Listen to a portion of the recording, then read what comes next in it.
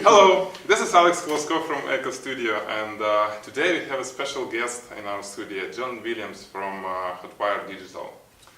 And he'll be showing us cool device, and we'll try to compare it with Canon top-line camera, which I'll be talking later. So let's explain. All right, fantastic. What we're going to do today is we're going to use the Hasselblad H4D. In this case, it's a 50 megapixel system. We also have a 40 on tap to kind of compare and see what are the differences between this and 35 millimeter as it relates to macro shooting today, and then also detail that we can pull out of the image. So more than just pixel power, it's going to be, hey, what can we get as creative professionals using these different tools? So Alex is going to take us through that. Right, on my end, this is my workhorse for now, the Canon 1DS Mark III. So far it's top-line Canon camera with macro 100 millimeters lens. And here we have 120 macro, right? You got it. Both of them can shoot up to life size, which is 1:1 magnification ratio. And that's it.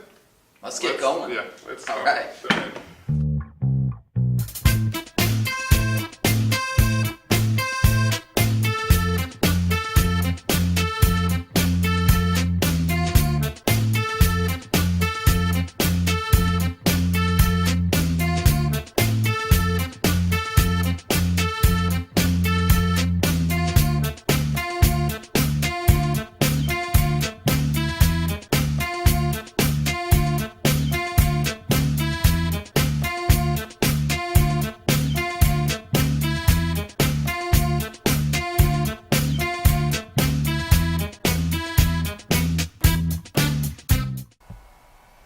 What we're doing is we're remotely looking at the image with live view.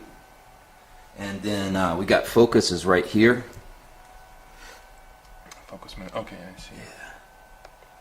So we can actually control the focus. And we can probably get the magnifier here, right? Yeah.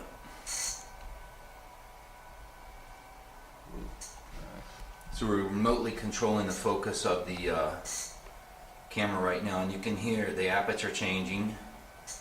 And this allows Alex to kind of focus at 1:1 from the computer without touching the camera, even though it's on a great studio stand.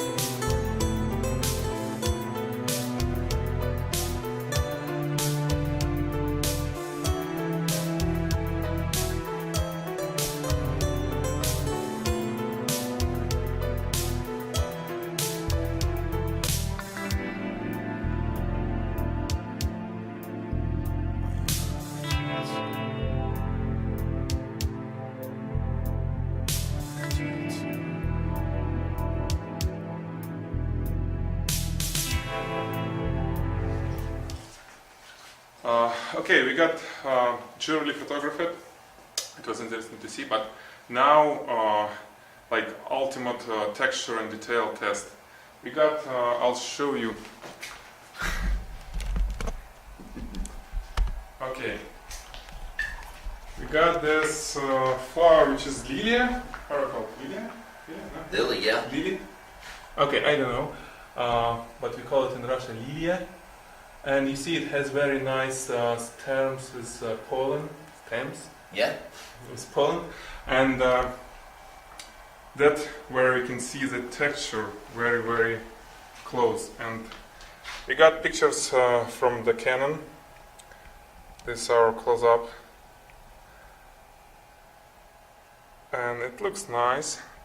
But now when we got Hasselblad on the working table, I want to show you, actually John will show you how to work with the focus when you shoot tethered. So in the focus application that runs the Hasselblad, what we want to do in tethered shooting is we want to remotely control the camera, and more than just aperture and shutter speed, we can also what we call live focus. And so what I'm going to do is I'm actually going to go into live video mode here, which is going to put the mirror up and then open the aperture. And this is going to give us a chance to look at 100% of the image and then focus the lens remotely. And in this case right now, we want to just take a look at the very tip of this stem, which we can see has a lot of pollen on it. And of course, as the aperture opens up just a little bit so we can see what's going on, this focus ring I can position anywhere on what part I want to be in focus. And so right here you can see that if we zoom in on the lens, and change our focus here, you can see that we're starting to fall out of focus on the tip of this stem. So then I'm just going to reverse the lens here slightly. And we can watch and you can visually see that we're coming into focus, but you can also see from right here in our contrast line that we are increasing the contrast inside this focus circle. So once we feel like we've got that taken care of, then we can stop live video, and then we know with confidence now when we take our next shot that we are in focus for this area. So we'll just zoom in real quick as soon as the laptop catches up with us. And have a look here.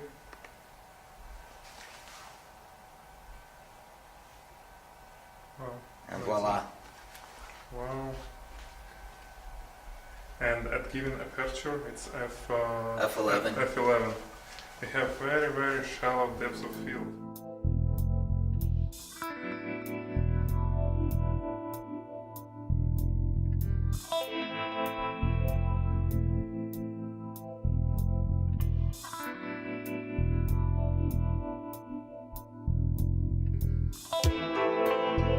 Okay, we just finished shooting with this nice Hasselblad. We did exactly same lighting setup, but the aperture was different for each shot. We started from f8 and then we got till f41. So it was f8, f13, f20, or 22, and then 32. This result is very, very interesting to see how a depth of field is increasing, but the contrast and details is start decreasing at some point after we close an aperture too much because of diffraction. So now we'll go with Canon.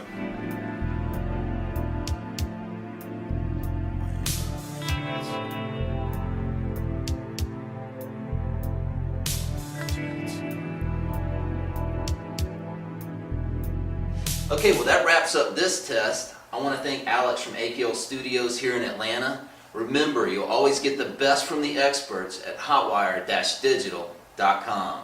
Thanks, Alex. Thank you, John. It was my pleasure. Great test. I'm really excited about all we did, and it will take some time to review whole thing, but I'm sure I get very interesting results. I'm gonna think, I already see what the conclusion will be, but I don't want to tell you now before I do my homework and at Photoshop. Okay, thank you. See you later. It's great. See you later, guys.